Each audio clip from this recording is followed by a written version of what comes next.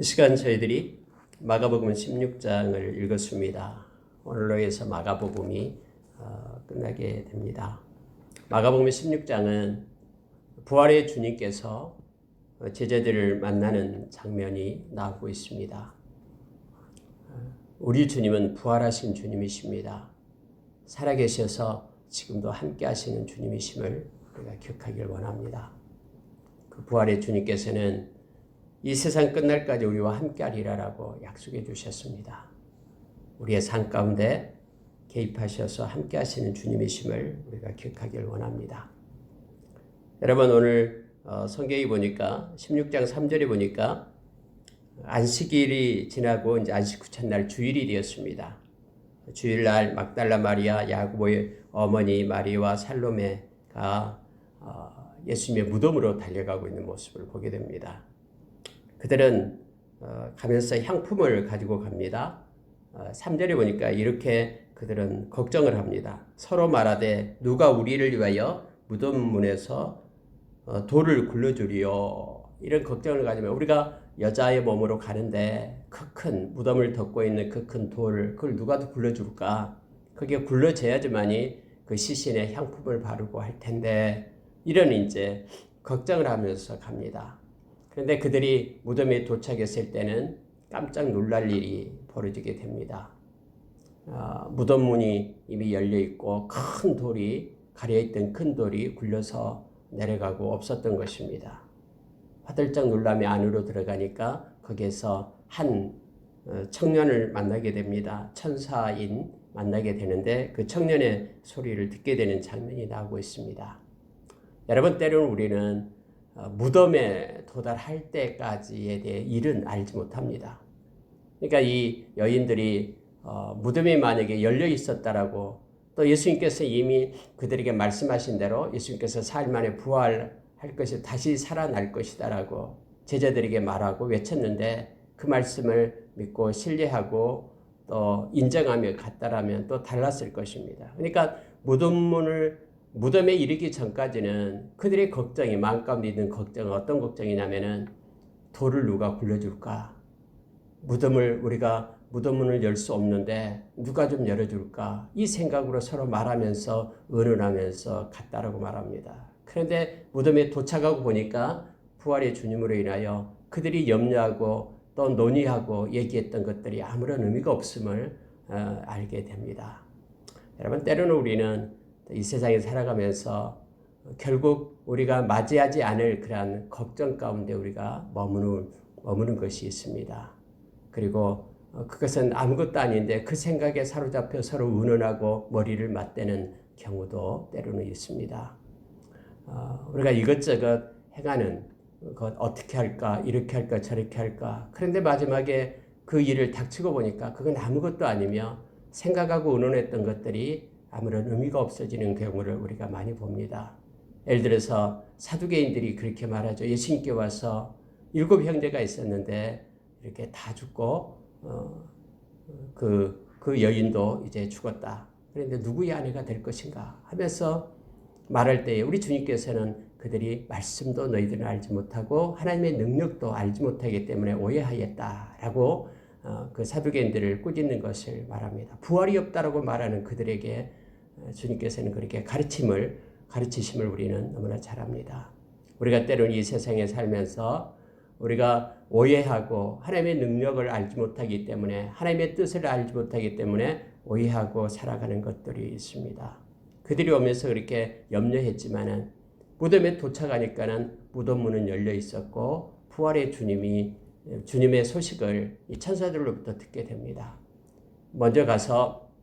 먼저 갈릴리로 간다라는 주님의 말씀을 이 천사가 전합니다. 그들에게 가서 그 베드로에게 또 제자들에게 그렇게 알려라라고 말합니다. 그래서 그들은 놀라움과 큰 슬픔을 가지고 갔다라고 성경은 말해주고 있습니다. 너희가 십자가에 못 박히신 나사렛 예수를 찾는구나. 그가 살아나셨고 여기 계시지 아니하니라 라고 말합니다. 그들이 무덤에서 예수님을 만나려 했지만 부활의 주님은 무덤에 계시지 않았습니다. 부활의 주님은 살아나셨다라고 말합니다. 살아나신 부활의 주님은 주님께서 이제는 갇힌 자가 아니라 또 어떤 사망 권세에 억눌린 자가 아니라 모든 것을 뚫고 자유하며 주님께서 원하시는 데에 또 원하시는 곳에서 역사하시고 일하시는 그러한 부활의 주님이 되심을 우리가 말씀을 통해서 보게 됩니다. 여러분, 저와 여러분은 부활의 주님과 함께하는 사람들, 의심하지 않고 부활의 주님을 믿고 나아가는 그러한 예수님의 제자들입니다. 부활의 주님과 함께할 때만 우리는 끝까지 예수의 제자가 될 수 있음을 정말 주일날 말씀을 통해서 우리는 나눴습니다. 여러분, 이렇게 여기에 찾아왔던 우리 주님은 외면하지 않습니다. 예수님께서는 9절에 보니까요, 안식 후 첫날, 바로 부활의 날이죠. 주일입니다. 이른 아침에 살아나신 후 전에 7 귀신을 쫓아내며 주신 막달라 마리아에게 먼저 보이시니 마리아가 가서 예수와 함께하던 사람들이 슬퍼하며 울고 있는 중에 이 일을 알림해 예수께서 살아나셨다는 것과 마리아에게 보이셨다는 것을 듣고도 믿지 아니하니라 라고 성경은 이렇게 기록이 됩니다. 여러분, 가장 먼저 예수님께서 부활의 주님의 모습을 보였던 사람이 막달라 마리아라고 합니다. 예수님의 수제자였던 베드로도 아니고요, 또 다른 제자도 아니고요, 막달라 마리아에게 예수님께서 가장 먼저 보였다라고 나타나셨다라고 성경은 말해주고 있죠. 근데 여러분, 마가는 이것을 기록할 때요, 막달라 마리아에게 그냥 먼저 보이시니 이렇게 하면 되는데, 이 기록에서 7 귀신을 쫓아내어 주신 이것을 갖다가 붙이고 있는 것을 보게 됩니다. 여러분, 그때 당시 이 메리라는 마리아라는 이름은요, 너무나 흔했어요. 우리가 성경에도 마리아가 너무나 많이 나오잖아요. 여기서 예수님의 어머니 이름도 마리아고요. 옛날에 우리나라 그 이름처럼 영희 이런 이름처럼 철수와 영희 굉장히 흔한 이름이었습니다. 그래서 막달라는 지명이에요. 막달라에 살고 있는 마리아. 근데 그는 7 귀신이 걸려 있었던, 들려 있었던, 그래서 귀신이 그를 끌고 다녔던, 근데 예수님께서 귀신을 쫓아내고 그를 해방시켜 주었던 그 마리아, 그리고 그 뒤로 예수님을 늘 따라다녔던, 그리고 그렇게 예수님을 경배했던 그 마리아라는 뜻입니다. 특히 7 귀신을 쫓아내어 주신 막달라 마리아, 이렇게 마가는 이것을 기록합니다. 원래 여러분 마가복음은 좀 짧죠. 16장으로 되어 있고요. 그 속도감이 굉장합니다. 다른 복음서에 비하면요. 이게 바쁜데 막 속도감이 있다라는 것은 빨리빨리 지나가는데 7 귀신을 쫓아내어 주신 이거 안 붙여도 될 것 같은데 이거 붙이는 거예요. 여러분, 성경에 보니까 누가복음 8장 1절에서 3절에 보면은 그 7 귀신을 쫓아낼 때 장면을 성경은 기록하고 있는데요. 여기에만 나오고 있습니다. 막달라 마리아에 대해서 제가 그 부분을 읽어드리겠습니다. 누가복음 8장 1절에서 3절 보니까 그 후에 예수께서 각 성과 마을에 두루 다니시며 하나님의 나라를 선포하시며 그 복음을 전하실세 12 제자가 함께하였고 또한 악귀를 쫓아내심과 병고침을 받은 어떤 여자들 곧 7 귀신이 나간 자 막달라인이라 하는 마리아와 헤롯의 청지기 구사의 아내 요한나와 수산나와 다른 여러 여자가 함께하여 자기들의 소유로 그들을 섬기더라, 이렇게 되어 있습니다. 그러니까 우리가 마태복음에서도 28장에서도 봤듯이 그들이 갈릴리에서부터 그들이 예수님을 섬기다가 예수님께서 예루살렘에 오르니까 또 예루살렘까지 따라와서 예수님의 십자가에서 못 박혀 죽을 때까지 같이 했던 그들이었음을 보게 됩니다.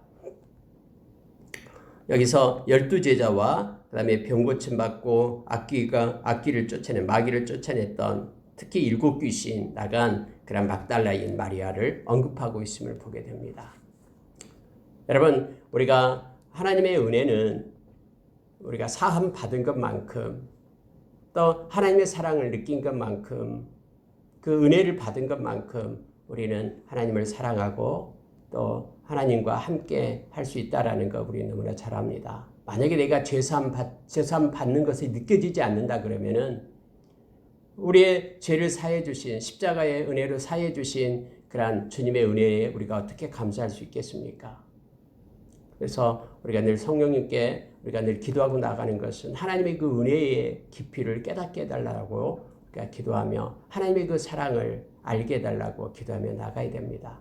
그걸 깨닫는 깊이만큼 또 살아계신 주님이 우리와 함께한다라는 것을 느끼고 또 우리가 알고 있는 것만큼 우리는 사랑하며 그분께 감사하며 또 힘을 얻고 평안을 누릴 수 있음을 우리는 압니다. 이 막달라 마리아가 특히 그렇습니다.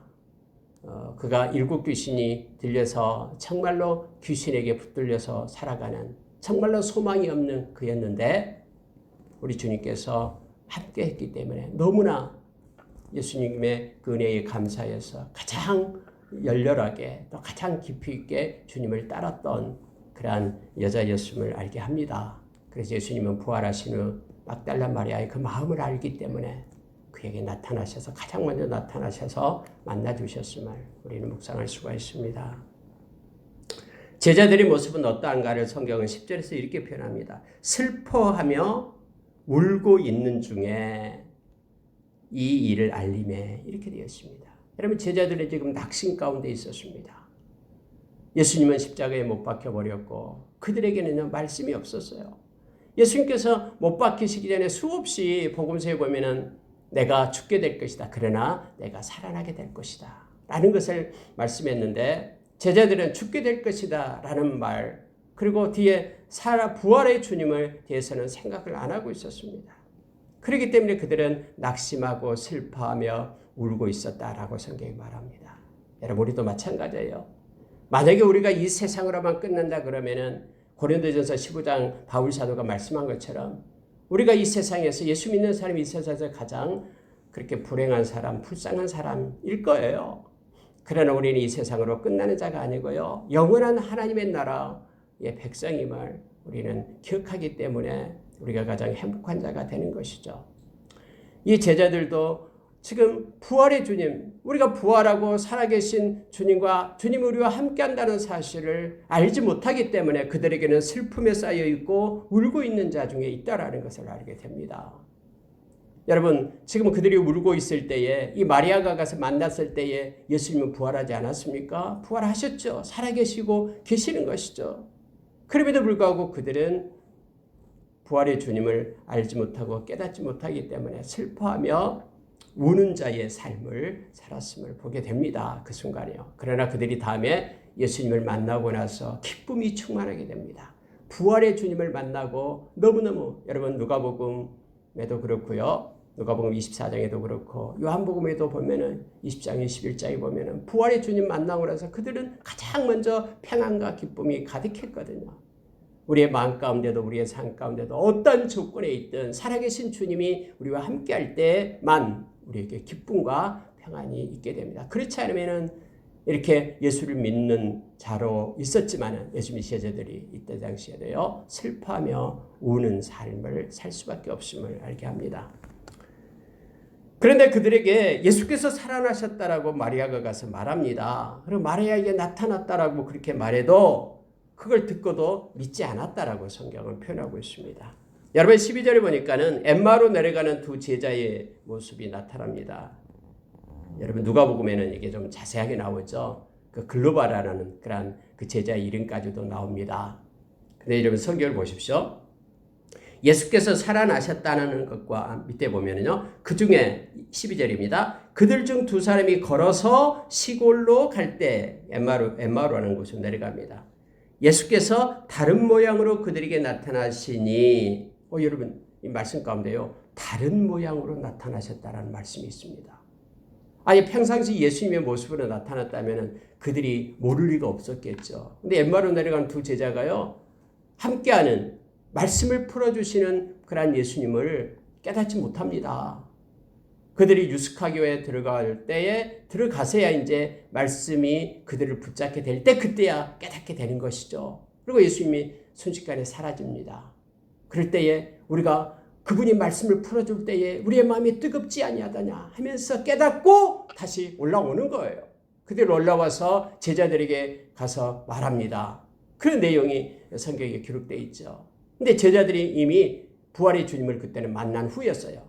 그래서 그들이 올라가 보니까 말하니까는 베드로에게 보이셨다라고 그렇게 성경이 말해주고 있는 것이죠. 그래서 그들이 함께 부활의 주님과 기뻐하면서 주님의 사역을 감당했던 것을 우리는 너무나 잘 압니다. 두 사람이 가서 남은 제자들에게 알리었으되 역시 믿지 아니하더라. 그래서 마가가 이렇게 말해주고 있는 게 뭐냐면요. 위에 있는 마리아가 전해줄 때도 믿지 않았고, 그다음에 여기에 있는 그 엠마오로 내려가는 제자들이 알렸을 때도 역시 그들 가운데는 믿지 않았다라는 것을 강조하고 있습니다.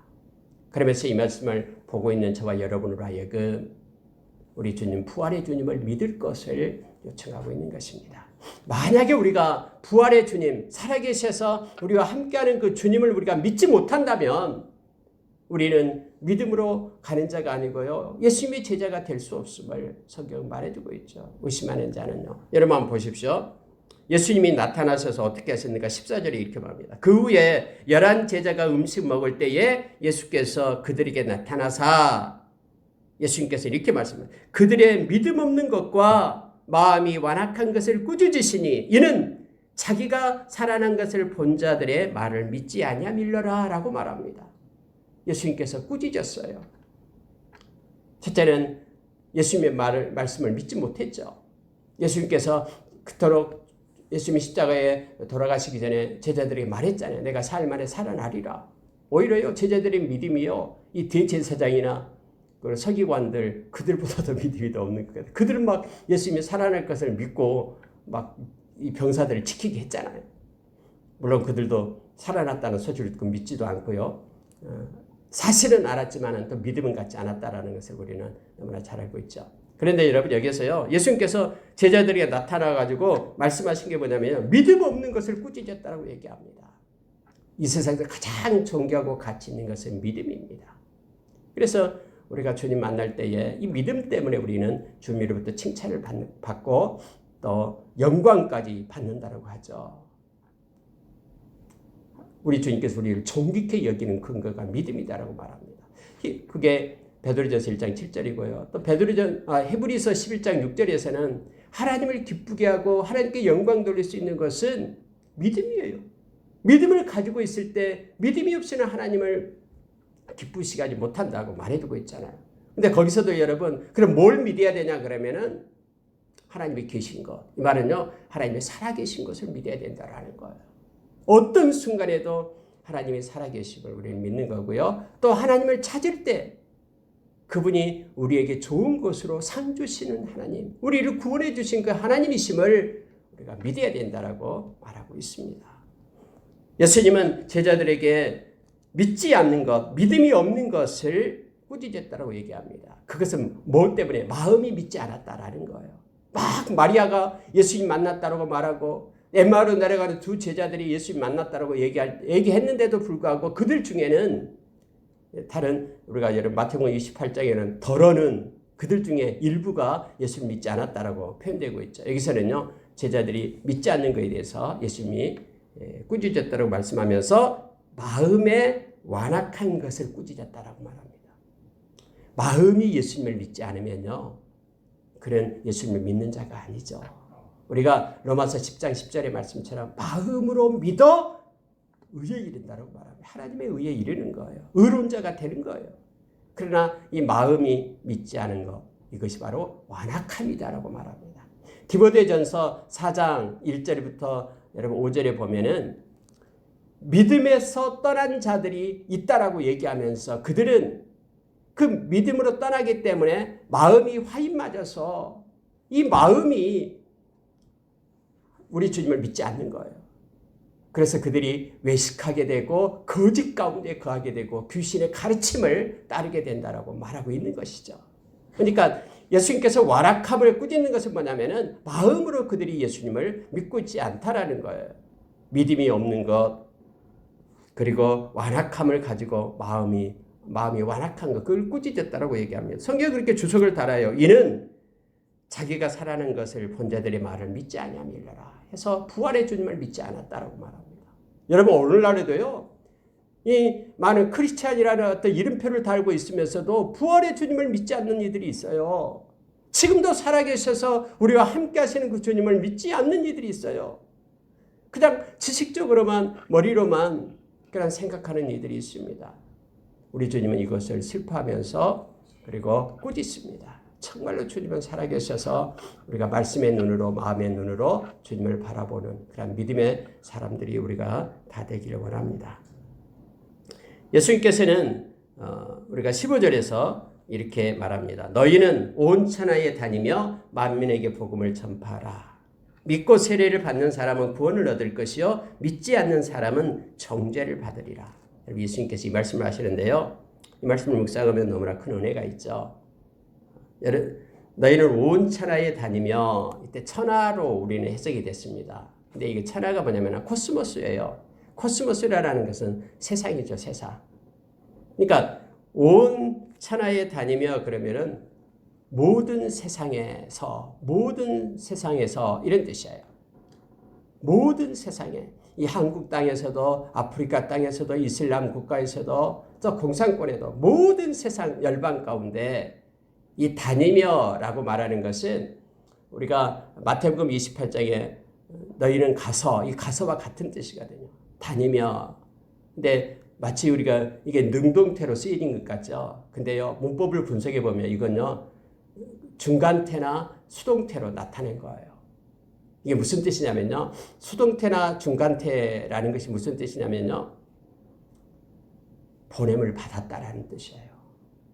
우리의 의지로, 우리의 마음대로 막 돌아다니면서 복음을 전한다라는 게 아니라 하나님으로부터, 우리 주님으로부터 보냄을 받으며, 이런 뜻이에요.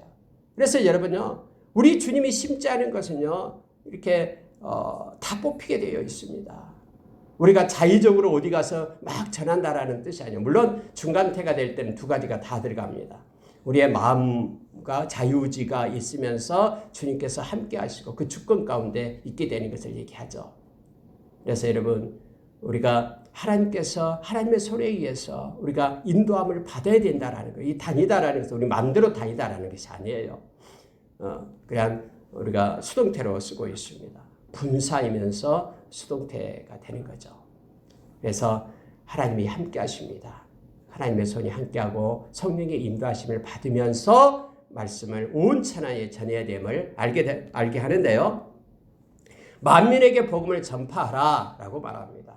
여러분, 전파하라라는 것은요, 막 설득하며 가르치라라는 것이 아니에요. 가르치다라는 원어가 디다스코가 있고요. 여기서는 그 퀘리소예요. 퀘리소라라는 것은 뭐냐면 전파하는 거예요. 외치는 거예요. 그래서 이걸 믿든 믿지 않든 외친다라는 뜻이 있습니다. 만민에게라고 말할 때도 이 사람만을 뜻하는 게 아니에요. 원래적인 의미가요. 이 크리세이라는 이 헬라어를 쓰는 것은요, 이것은 모든 피조 세계를 얘기합니다. 모든 피조 세계에 복음이 들려지게끔 그렇게 하라라고 말하고 있습니다. 보십시오. 그러면 사람에게 뿐만 아니라 만약에 내가 글을 쓴다 그러면은 그 글 가운데 복음이 들어가야 된다라는 거예요. 내가 만약에 어떤 미디어에 재능을 하나님이 주셨다 그러면은 그 미디어 가운데도 하나님의 그 말씀 복음이 증거되게끔 하라라는 거예요. 크리세이라라는 것은 사람을 뜻하는 게 아니에요. 모든 하나님이 지은 피조물 가운데 이 피조 세계에 복음이, 주님을 알 수 있는 그 생명이 흐르게끔 하라라는 내용으로 이 원어가 쓰여져 있으면 보게 됩니다. 오늘날도 살아계셔서 주님과 함께합니다. 그래서 이 명령을 따라 행할 때에 보십시오. 20절에 보시기 바랍니다. 제자들이 나가 두루 전파할세, 이렇게 외친다라는 거예요. 그럴 때 여러분 두 가지로 나타나죠. 믿고 세례를 받는 사람은 구원을 얻을 것이요 믿지 않는 사람은 정죄를 받으리라. 이 두 가지가 나타나요. 막 설득해서 막 그렇게 마치 무슨 뭔가를 갖다 마케팅하듯이 그게 아니라 전파하는 거예요. 당당하게.